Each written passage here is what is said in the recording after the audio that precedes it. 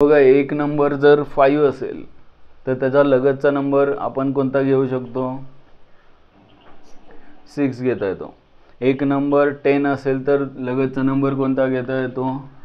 11 घेता येतो. तसाच एक नंबर x असेल तर दुसरा नंबर कोणता घेणार? कॉन्सिक्युटिव्ह नंबर्स बद्दल चाललेलं आहे, x+1 नॅचरल म्हणलेलं आहे. नॅचरल म्हणलेलं आहे म्हणून नॅचरल नंबर्स कसे असतात? काउंटिंग नंबर्स असतात. 1 2 3 4 म्हणजेच पॉझिटिव्ह असणार आहे, निगेटिव्ह नसणार आहे.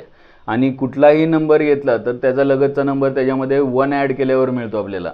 त्यामुळं दोन कॉन्सिक्युटिव्ह नंबर जे आहेत ते आपण असे कन्सिडर करू शकतो, let x and x+1 be 2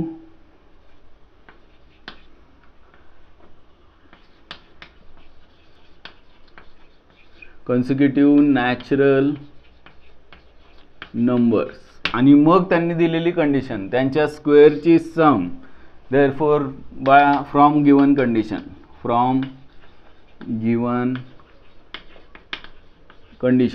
वरून एक्सचा square plus x+1 bracket square is equal to त्यांनी सांगितलं 313. आणि मग कंटाळा येईपर्यंत सॉल्व करायचं. सॉल्व करून एक्सच्या व्हॅल्यू काढायच्या, क्वाड्रेटिक इक्वेशन तयार होणार आहे. आणि मग ते क्वाड्रेटिक इक्वेशन फॉर्म्युला मेथडनी सॉल्व करा, नाहीतर फॅक्टराइज करून करा, कसंही चालेल.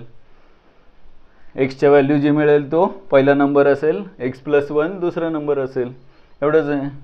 मग x² plus x+1 hole square येणार आहे, x² plus 2x+1 is equal to 313. आणि मग 313 लेफ्टला घेऊया. x² प्लस x² म्हणजे 2x² प्लस 2x. 1 मायनस 313 किती? 3 मायनस 312 इज इक्वल टू 0. सगळ्या टर्मला 2 ने डिवाइड होईल, ते अगोदर करा. फॅक्टराइज करणं सोपं होईल. x² प्लस x मायनस किती येईल?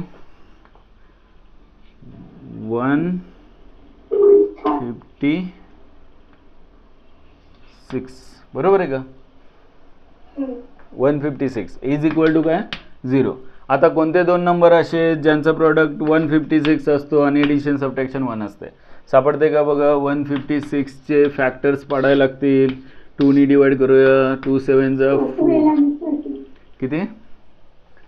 12 आणि बघूया, बेसती 14 आणि 1 राहिला, बेआटी 16. आणि मग परत 2 3 जा 6 आणि 2 9 जा 18. आणि मग 39ला 3 ने डिवाइड होईल. 3 1 जा 3 3 3 जा, म्हणजेच हा 13 हा प्राईम नंबर आहे, गरज नाही. एक आला 13 आणि मग यांचा प्रॉडक्ट किती आहे? 12. 3 4 जा 12. 12 आणि 13 हे फॅक्टराइज केल्यावर जास्त इझिली आपल्याला समजतं. 13 बिगर नंबर अगोदर घेऊया, स्मॉलर नंबर नंतर. यांचा प्रॉडक्ट निगेटिव्ह पाहिजे आहे, त्यामुळे दोन्हीचे साईन सेम अपोजिट पाहिजेत. मिडल टर्मचं साईन बिगर नंबरला अपोजिट साईन पाहिजेत, निगेटिव्ह प्रोडक्ट आहे म्हणून -12. 13 - 12 इज 1.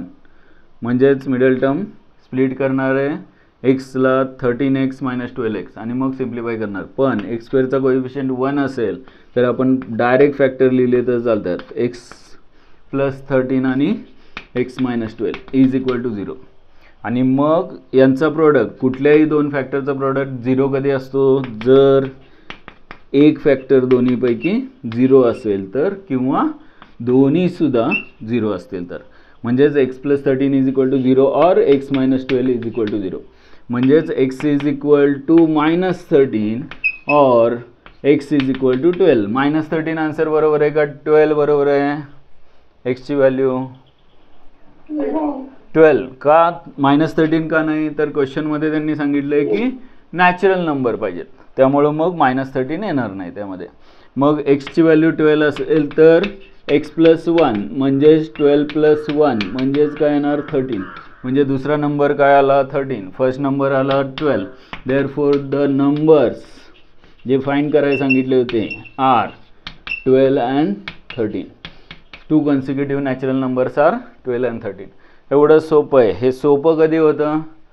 क्वेश्चन समजला असेल आणि तुम्हाला हे मॅथमॅटिकल फॉर्ममध्ये इक्वेशन रिप्रेझेंट करता येत असेल, म्हणजेच मांडता येत असेल, तर ते सगळ्या गोष्टी पुढच्या सोप्या होतात. जसं पुढचा क्वेश्चन घेऊया लगेच. नंबरशी रिलेटेड क्वेश्चन आहेत सगळ्या. The sum of two numbers is 15 if the sum of their reciprocal is 3/10 find the numbers. CBSE 2000 आणि 2005 ला विचारलेले दोन क्वेश्चन. एक क्वेश्चन आहे हा बघा. क्वेश्चन लिहितो मी अगोदर.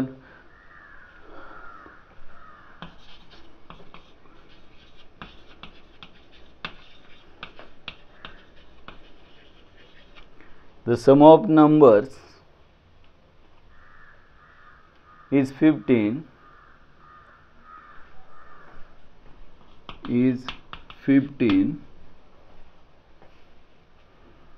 if the sum of their reciprocal is 3/10 find the numbers.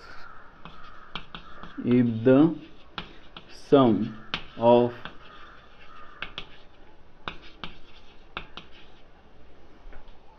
reciprocal of their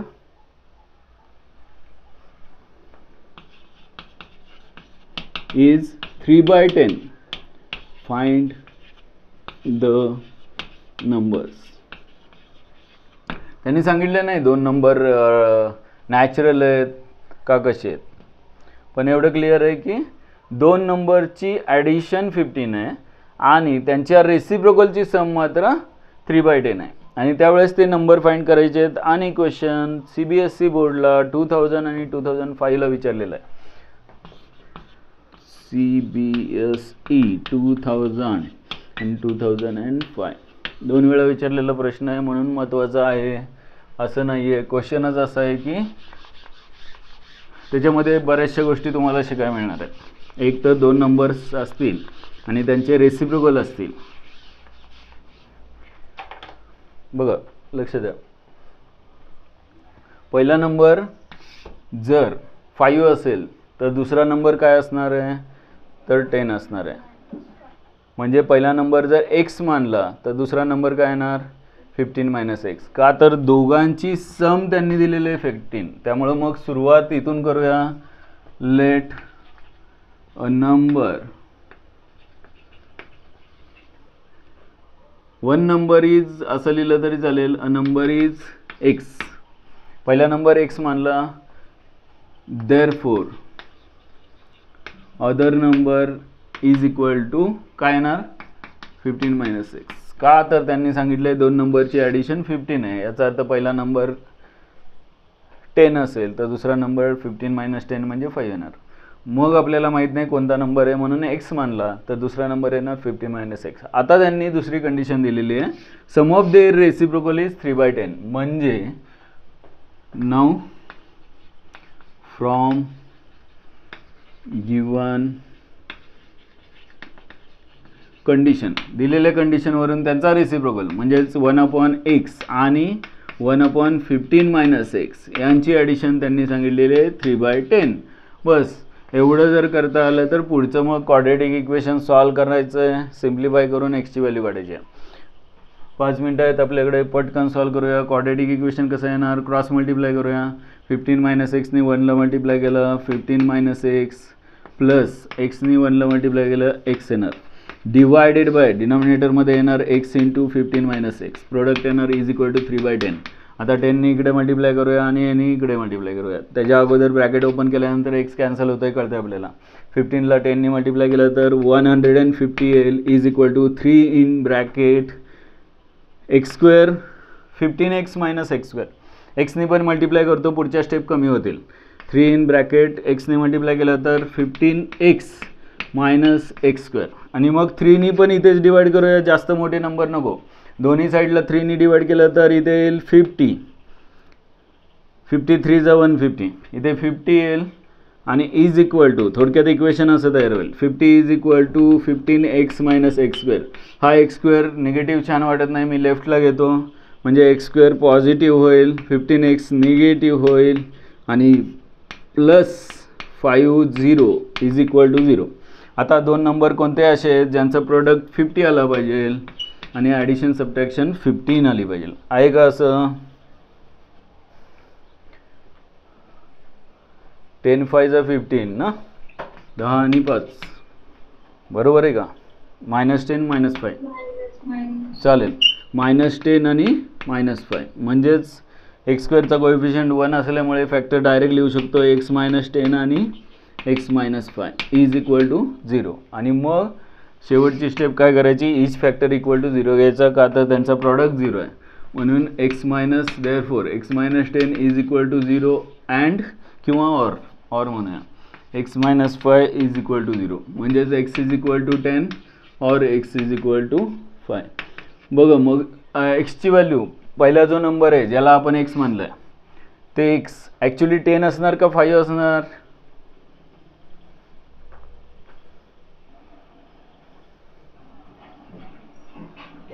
ten बरोबर आहे का 5 बरोबर आहे, का 10 बरोबर आहे. बघा एक्सची व्हॅल्यू जर 10 मानली आपण बरोबर आहे तर 15 - 10 किती येणार आहे 5 म्हणजे ऑदर नंबर येणार 5. आणि एक्सची व्हॅल्यू जर 5 मानली तर ऑदर नंबर 15 - 5 काय येणार 10 म्हणजे शेवटी तिथेच येणार आहे म्हणजे एक कुठली तरी कन्सिडर केली तर चालेल. Therefore x is equal to 10 असेल तर 15 - x काय येणार आहे 15 - 10 is equal to 5. Therefore the numbers R